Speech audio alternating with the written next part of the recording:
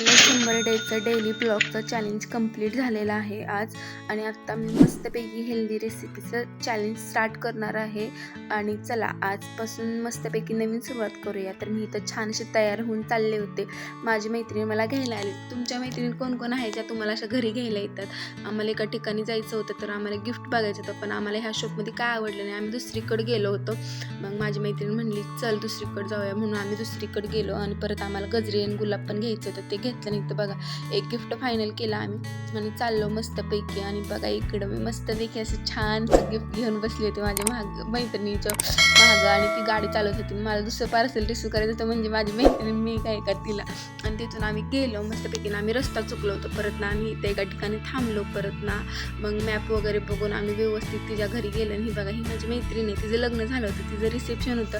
तर आम्ही तिकडं पण गेलो नव्हतो, मग आम्ही तिला सहज भेटायला गेलो होतो. आणि मस्त गप्पा मारल्या. इथं फोटो सेशन चालू होतं आमचं मस्तपैकी.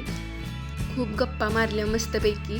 आणि तिच्यासाठी एक गिफ्ट नेलं होतं, तर ती ते गिफ्ट ओपन करत होती. आणि तिच्या चेहऱ्यावरचा आनंद बघून एवढं समाधान वाटत होतं ना, कारण ती खूप खुश होते यार. तिची मॅरिड लाईफ एवढी भारी जावत ना, खूपच छान. नवीन नातं, नवीन सुरुवात, हातात हात, आयुष्यभराची साथ, प्रेम, विश्वास, आनंद अपार, तुमचं विवाहिक जीवन हो साकार. अभिनंदन, कॉंग्रॅच्युलेशन्स किशोरी आणि दाजी. तर मस्तपैकी इथं गिफ्ट वगैरे त्यांनी ओपन केलं.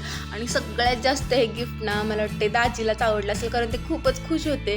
एवढे खुश होते ना. माझी मैत्रीण आहे किशोरी, ती पण एवढी खुश होती ना. आम्ही हे गिफ्ट दिलं होतं तिला आणि खूप जास्त आवडलं ना. आम्ही केक वगैरे आणलं होतं. हे बघा माझी मैत्रीण आहे, कारण ती म्हणत होती नाही माझाच बड्डे आहे. मी म्हणलं बरं असू दे. आणि त्याच्यानंतर इथं केक वगैरे कटिंग चालू होतं. आणि मस्तपैकी येत ना केक वगैरे कट केलं. आणि ती खूप म्हणजे खूप जास्त खुश होती माहिती आहे का. आणि त्यांच्यात एक मांजर होतं, ते एवढं क्यूट होतं ना. आणि आमच्या सेम टिंडलीसारखं दिसते माहिती आहे का. सेम म्हणजे सेमच, काहीच विषय नाही. आणि इथं फोटो वगैरे काढले आणि मस्तपैकी दिसत एंडिंग गेला. बाय.